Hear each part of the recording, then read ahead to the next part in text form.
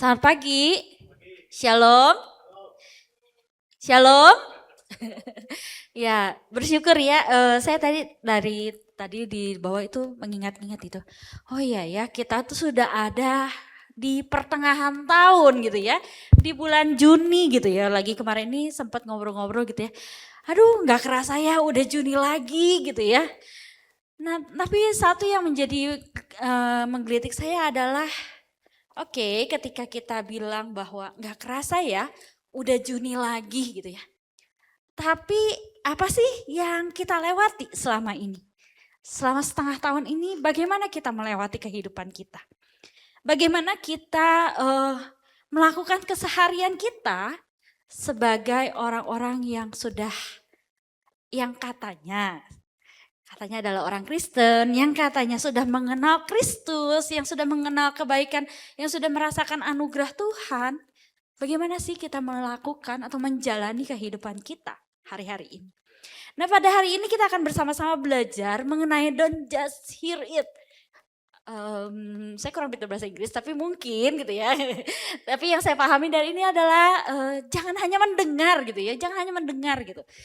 Nah, Bapak Ibu, firman Tuhan pagi ini dilandasi dari Yakobus 1 ayatnya yang ke-22 sampai 27. Saya rindu kita semua bisa membuka Alkitab kita dan bersama-sama kita akan membaca, mempelajarinya.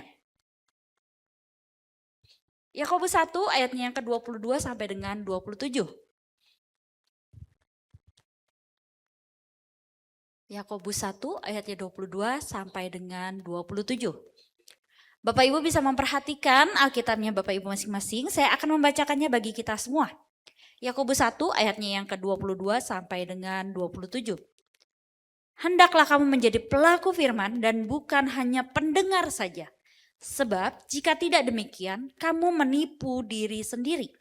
Sebab jika seseorang hanya mendengar firman saja dan tidak melakukannya, ia seumpama seseorang yang sedang memandang mukanya yang sebenarnya di depan cermin. Ia memandang dirinya lalu pergi dan segera lupa bagaimana rupanya. Namun, siapa yang meneliti hukum yang sempurna, hukum yang memerdekakan orang dan bertekun di dalamnya, bukan hanya mendengar lalu melupakannya, tetapi sungguh-sungguh melakukannya, ia akan berbahagia oleh perbuatannya.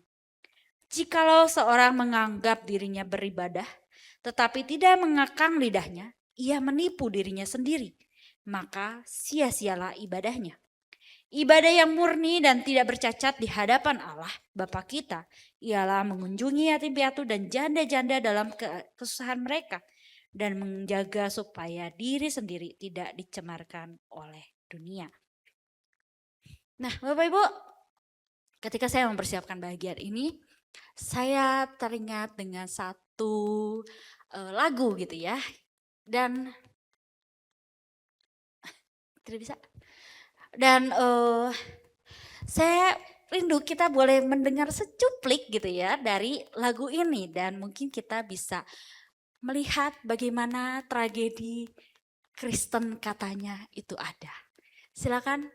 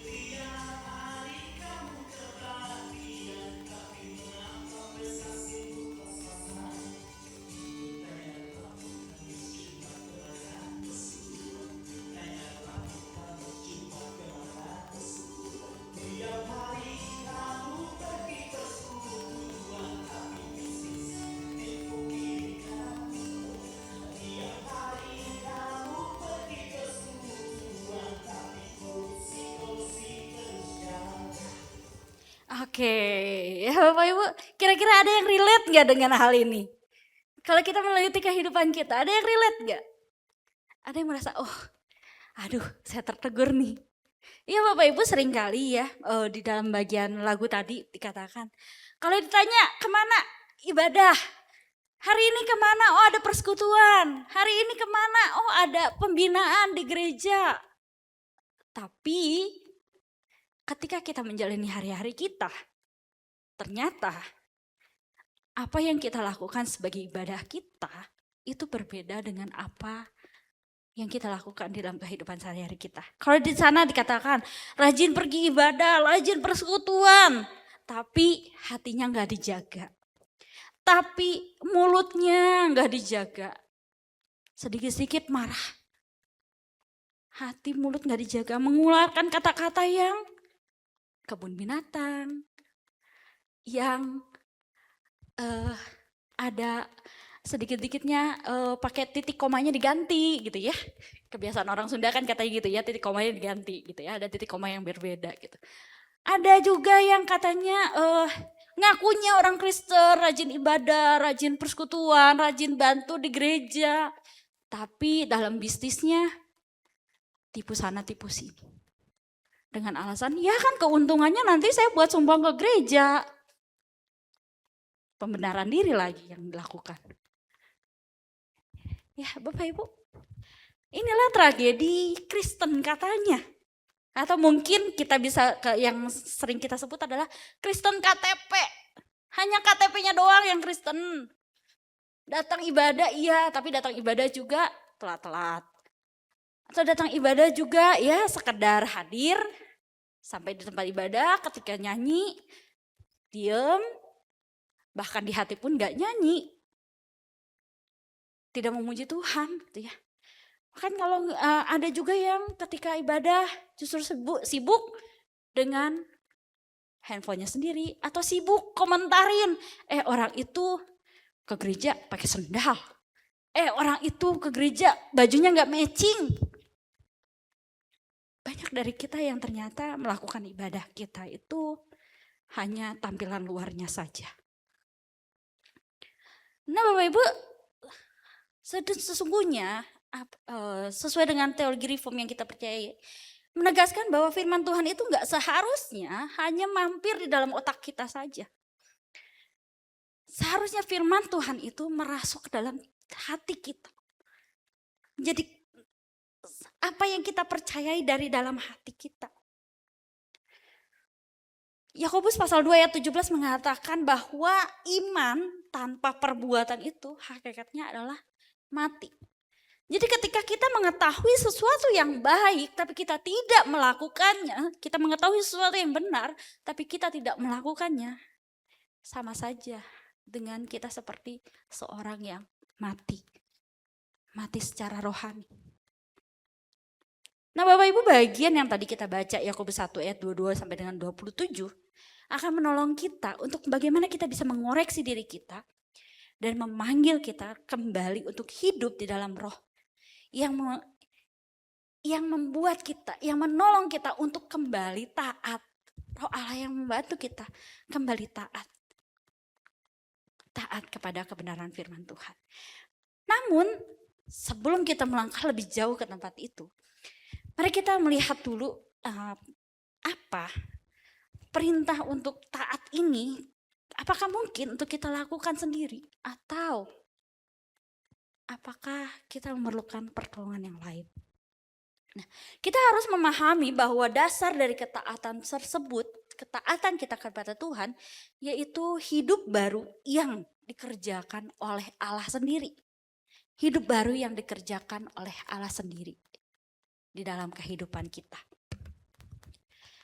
Nah, Bapak Ibu, perihal ketaatan ini Yakobus tidak memulainya kalau kita melihat ayat sebelumnya dari Yakobus 1 ayat 22 sebelumnya, yaitu ayat 18 dan 21. Itu Yakobus mengatakan bahwa tuntutan moral itu berbeda dengan apa yang mau Injil sampaikan. Allah memulainya dengan Allah terlebih dahulu yang berinisiatif menolong setiap kita untuk melakukan ketaatan itu. Pada ayat 18 ditegaskan bahwa menurut kehendaknya sendiri, kehendak Allah. Saya bacakan buat kita. Atas kehendaknya, yaitu Allah, atas kehendaknya sendiri, ia telah menjadikan kita oleh firman kebenaran supaya kita pada tingkat yang tertentu menjadi anak sulung di antara semua ciptaannya. Dan ayat yang ke-21 mengatakan, sebab itu buanglah segala sesuatu yang kotor dan kejahatan yang begitu banyak itu, dan terimalah dengan lemah lembut firman yang tertanam di dalam hatimu yang berkuasa menyelamatkan jiwamu. Nah, Bapak Ibu, di dalam doktrin reform kita mengenal yang namanya kelahiran baru. Dan kelahiran baru inilah yang memampukan kita untuk melakukan ketaatan kepada firman-Nya. Kita menjadi pelaku firman itu bukan supaya kita diselamatkan, melainkan karena kita telah dihidupkan oleh anugerah yang Tuhan berikan bagi kita.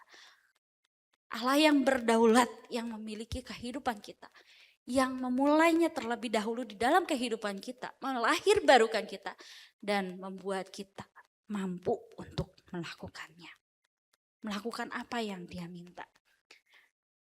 Dan ketika dikatakan meminta kita menerima dengan lemah lembut firman yang tertanam itu, firman ini bukan lagi sekedar hukuman eksternal yang mengekang kita. Ya, kalau kamu gak melakukan ini maka kamu akan dijatuhkan hukuman. Melainkan firman ini adalah benih yang hidup, yang memiliki kuasa untuk menyelamatkan jiwa. Tanpa kelahiran baru ini, usaha kita untuk taat hanya akan menjadi legalisme yang melelahkan, yang melemahkan. Karena apa? Karena itu membuat kita terkekang, membuat kita rasa sulit sekali melakukannya. Karena dalam firman Tuhan mengatakan bahwa kecenderungan hati manusia adalah melakukan hal yang jahat. Melakukan hal yang tidak berkenan kepada Allah. Sehingga kalau kita bayangkan kita melakukan sesuatu yang tidak sesuai dengan keinginan kita. Bukankah itu sulit? Tapi di sini ketika Allah menebus kita, Yesus menebus kita, maka kita dimampukan melakukan itu. Dan itu hanya karena pertolongan Tuhan. Nah, jika benih firman itu memang sudah tertanam dan menghidupkan kita, maka mustahil jika hidup kita tidak membuahkan ketaatan. Inilah yang mau Yakobus tegaskan di dalam ayatnya yang ke-22 yang menjadi ayat inti kita. Dikatakan, hendaklah kamu menjadi pelaku firman dan bukan hanya pendengar saja. Sebab jika tidak demikian, kamu menipu diri sendiri. Bapak Ibu, kata menjadi di sini menunjukkan sebuah proses pertumbuhan yang terus-menerus dalam pola hidup seorang yang percaya, seorang yang mengaku percaya dan hidup di dalam kepercayaannya itu. Mendengar firman Tuhan di gereja atau dimanapun kita mendengarnya itu penting. Namun berhenti hanya sebatas mendengar adalah bentuk penipuan pada diri kita sendiri. Dan itu adalah bentuk penipuan yang paling berbahaya. Kita menipu diri dengan berpikir bahwa karena kita setuju secara intelektual dengan firman Tuhan itu, kita katakan, oh ya saya setuju dengan firman Tuhan yang baru saja disampaikan. Namun kita mengatakan bahwa apakah itu sama dengan secara kita menerima secara rohani kita? Tentu saja itu berbeda. Menerima secara intelektual, pikiran, dengan menerima secara hati itu berbeda, sangat berbeda. Kita bisa melihat perbedaan itu ketika kita menjalani kehidupan kita sehari-hari. Bapak Gereja Martin Luther mengatakan, iman adalah hal yang hidup, sibuk, aktif, dan perkasa. Mustahil baginya untuk terus-menerus melakukan, tidak mustahil baginya untuk terus-menerus melakukan hal-hal yang baik. Jika kita mengaku diri kita sebagai orang yang memiliki iman, tetapi tidak melakukan ketaatan, maka iman hanyalah sebuah mayat religius yang tidak menyelamatkan. Iman hanyalah seonggok mayat yang tidak menyelamatkan. Mengapa firman Tuhan kali ini mengatakan bahwa pendengar yang pasif itu disebut menipu diri? Di sini Yakobus menolong kita untuk mengerti, memahami bagian ini. Kita bisa melihat di ayat selanjutnya, pasal 23 sampai dengan 25. Yakobus membandingkan pendengar yang pasif dengan orang yang melihat mukanya di cermin. Dia berkaca, lalu dia segera pergi dan dia lupa. Bagaimana bentuknya? Bagaimana rupanya? Cermin itu ibarat firman Tuhan yang menunjukkan bagaimana kondisi hati kita, dosa-dosa kita yang begitu menjijikan dan menunjukkan kepada kita betapa kita itu sangat memerlukan juru selamat, yaitu Kristus. Ketika ada seorang yang hanya mendengar lalu tidak berubah, sama seperti seorang yang melihat kotoran di wajahnya depan cermin, tetapi tidak mau membasuhnya. Tahu ada kotoran nih, dilihat di depan cermin ada kotoran dalam wajahnya. Tapi dia mengatakan, ya sudah. Dia berlalu begitu saja tanpa mau membersihkan kotoran yang ada di mukanya. Sebaliknya, pelaku firman adalah mereka yang meneliti hukum yang sempurna, yaitu hukum yang memerdekakan. Dan hukum ini adalah Injil yang Tuhan berikan bagi kita. Bukan lagi beban yang menindas. Injil itu memerdekakan, bukan lagi beban yang menindas.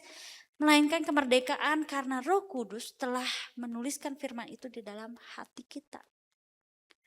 Sehingga dikatakan bahwa kita melakukan semuanya itu dengan tidak terpaksa. Kita melakukan semuanya itu dengan penuh kesadaran bahwa ini memang perlu kita lakukan sebagai seorang yang meresponi anugerah Tuhan.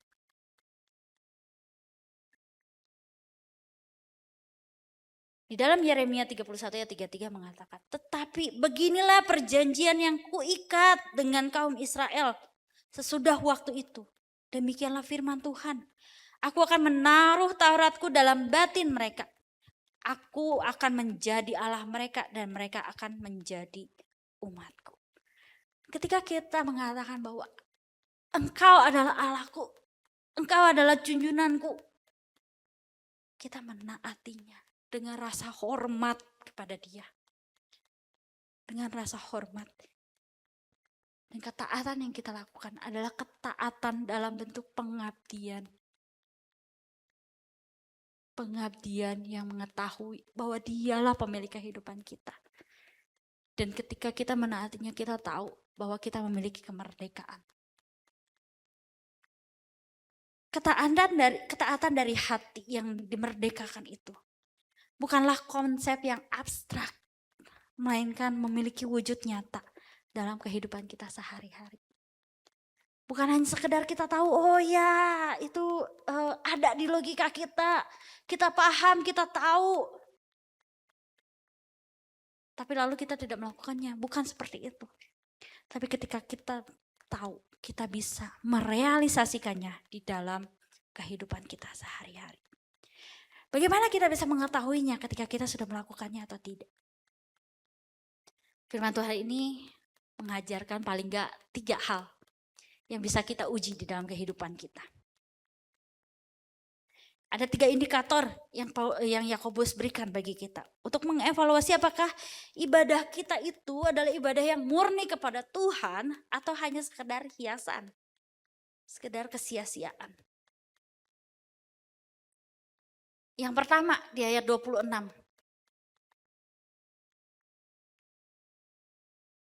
Dikatakan, jikalau seseorang menganggap dirinya beribadah, tetapi tidak mengekang lidahnya, ia menipu dirinya sendiri, maka sia-sialah ibadahnya. Bapak Ibu, dalam firman Tuhan dikatakan, lidah itu adalah barometer hati. Apa yang keluar dari mulut kita, itu sesungguhnya adalah apa yang kita taruh di dalam hati kita. Makanya firman Tuhan katakan bukan apa yang masuk yang menjadikan najis, tapi apa yang keluar yang menjadikannya najis. Ketika hati kita penuh dengan kotoran, maka yang keluar dari ucapan kita, yang keluar dari apa yang kita lakukan, itu juga adalah hal-hal yang menjijikkan menurut Allah. Seorang biasa terlihat sangat rohani di gereja, pelayanan, ikut ini itu. Tetapi jika mulutnya masih penuh dengan fitnah, penuh dengan gosip, dengan amarah, firman Tuhan katakan ibadahnya sia-sia. Semuanya sama seperti penyembahan terhadap berhala. Kita hanya menjadikan ibadah kita sebagai berhala kita. Berhala yang kita puja. Kita tidak memuja Allah, tapi kita memuja perilaku beribadah kita.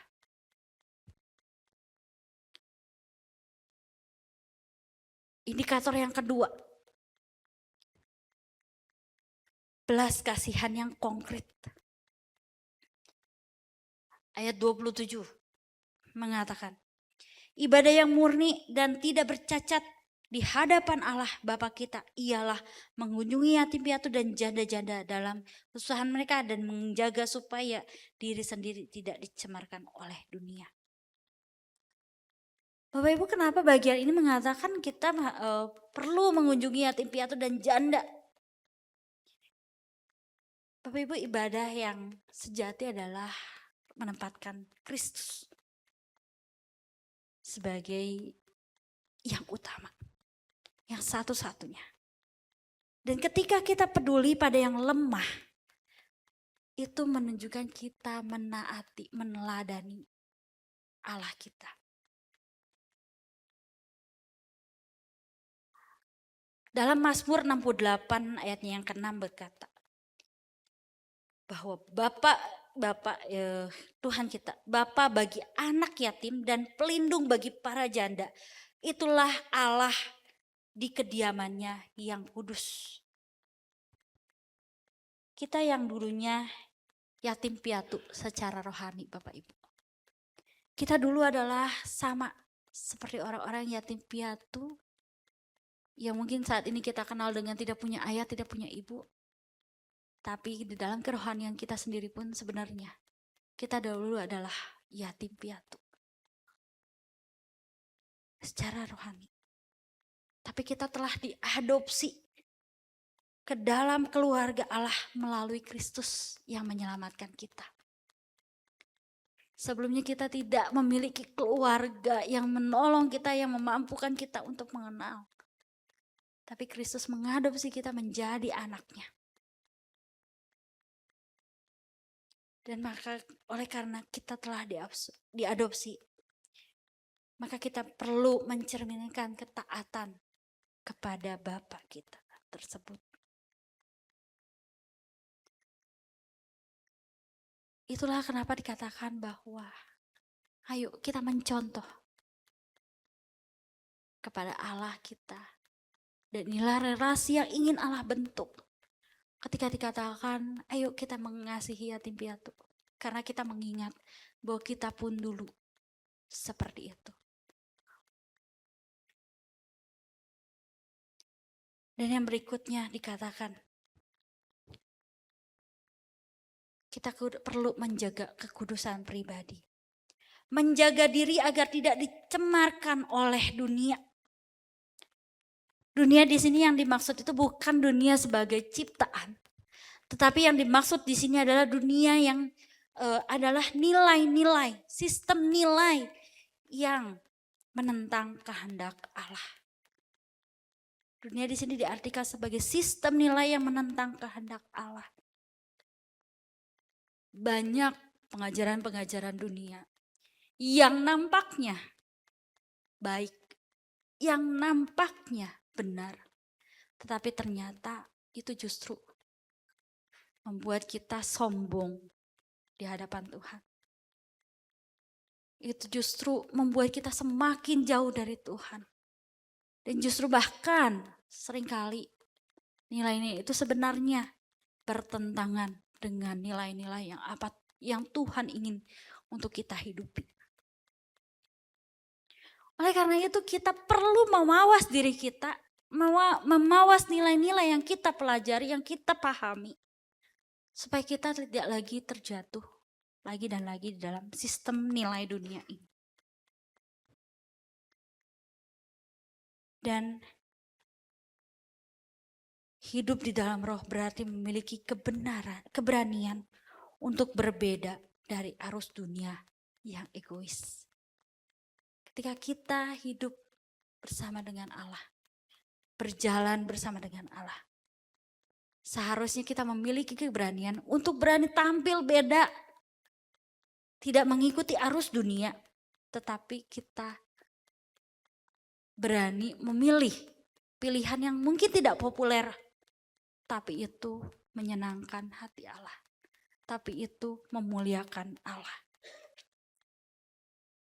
Bapak Ibu, hari ini kita belajar.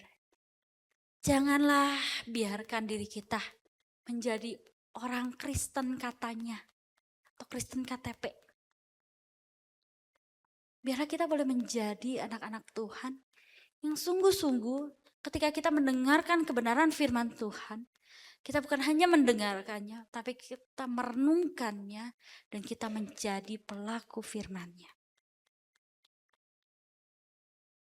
Ada sebuah video, bukan lanjutan, tapi masih judul yang sama dengan lagu yang berbeda. Boleh ditunjukkan?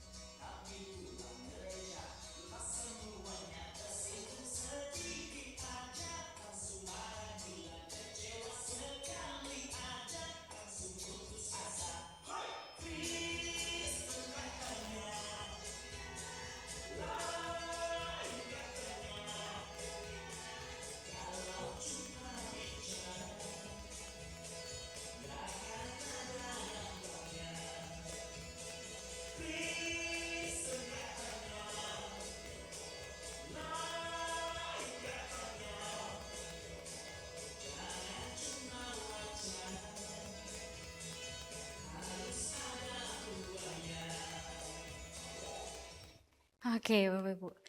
Ya mungkin ini bisa menjadi teguran buat kita ya.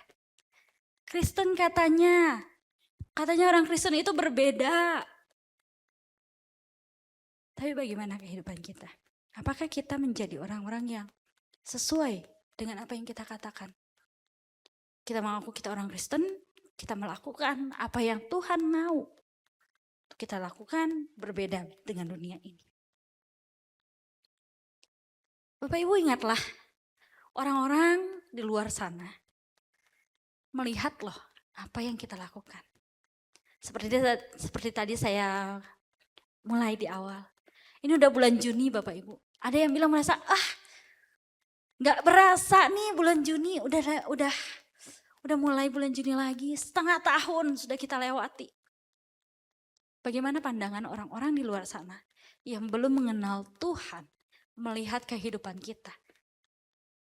Ini mah selama setengah tahun ini deh. Bagaimana orang-orang di luar sana?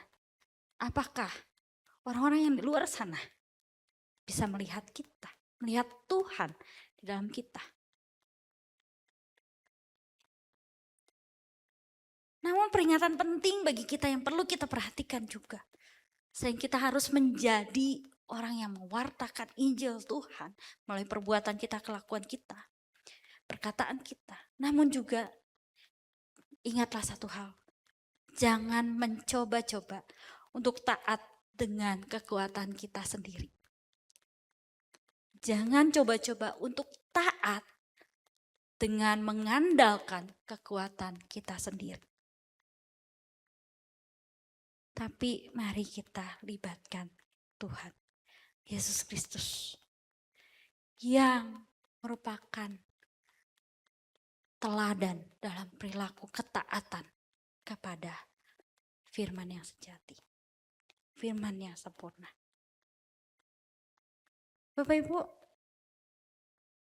Kristus adalah sang pelaku firman sejati yang menolong kita melihat bagaimana ketaatan yang seharusnya dilakukan kepada Allah, kepada Bapa. Kristus taat, bahkan sampai matinya ia taat kepada Bapaknya. Dia melakukan kehendak Bapa sampai mati di kayu salib untuk menanggung kegagalan kita dalam menaati firman. Hanya melalui iman yang bersandar kepada karya penyelamatan Kristus, karya Kristus di kayu salib. Dan hanya oleh karena pertolongan dari kuasa Roh Kudus, kuasa Allah Roh Kudus, kita dimampukan untuk bangun dari tempat duduk kita dan mulai melangkah sebagai pelaku firman. Bapak Ibu, pada pagi hari ini, marilah kita memohon kepada Allah Bapa kita, pada Yesus Kristus, dan melalui pertolongan Roh Kudus, agar kita dimampukan untuk menjadi pelaku firman. Agar kita terus diingatkan untuk bukan hanya datang mendengarkan kebenaran firman Tuhan, tapi kita datang mendengarkan, merenungkannya, menjadi rema di dalam kehidupan kita, dalam hati kita.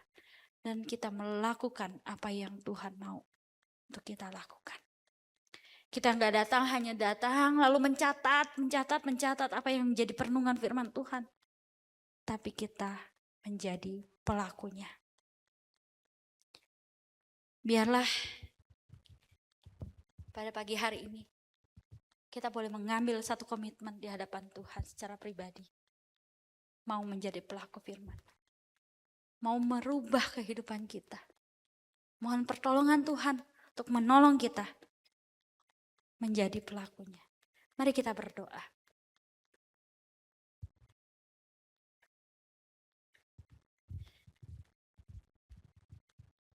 Bapak Ibu, pada pagi hari ini, marilah kita berdoa secara pribadi kepada Tuhan. Meminta pertolongan Tuhan untuk kita dimampukan untuk mengekang lidah kita. Untuk hanya kita boleh memperkatakan hal-hal yang benar di hadapan Tuhan. Mohon kepada Tuhan untuk menggerakkan tangan kita, kaki kita untuk menolong orang-orang yang membutuhkan. Memohon kepada Tuhan untuk menjaga kehidupan kita tetap kudus bagi kemuliaan-Nya. Berdoalah secara pribadi kepada Tuhan, memohon pertolongannya.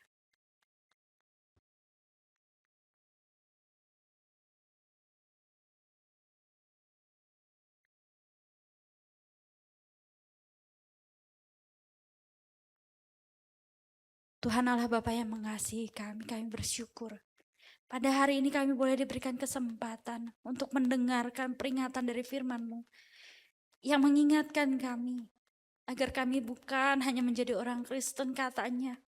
Menjadi orang Kristen yang hanya mau mendengar tapi tidak mau menjadi pelaku kebenaran firman Tuhan. Ampuni kami Tuhan ketika kami masih sering kali egois.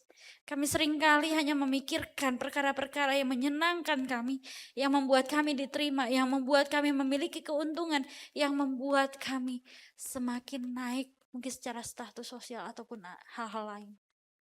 Tuhan ampuni kami. Jangan biarkan kami terus-terusan terlena dengan kenyamanan yang dunia tawarkan.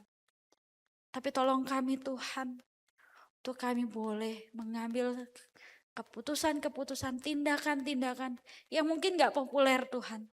Yang mungkin hanya kami sendiri yang menjalaninya. Tapi tolong kami Tuhan, untuk kami mau dengan setia melakukannya. Biarlah perubahan itu nyata di dalam kehidupan kami, bukan hanya wacana. Tetapi perubahan itu boleh kami tunjukkan dalam kehidupan kami. Namun itu bukan untuk orang lain melihat, hanya melihat kami. Tapi sungguh-sungguh karena kami telah meresponi kebenaran-Mu, telah meresponi anugerah-Mu. Sehingga kami mau Tuhan untuk hidup seturut dengan kebenaran firman. Tolong setiap kami Tuhan, tolong setiap kami. Kami yang lemah, kami yang gak mampu. Dan kami hanya mampu oleh karena Engkau memampukan kami. Ini setiap kami Tuhan, kami memohon dan kami menyerahkan kehidupan kami ke dalam tangan pengasihan Tuhan. Dalam nama Tuhan Yesus kami berdoa. Amin.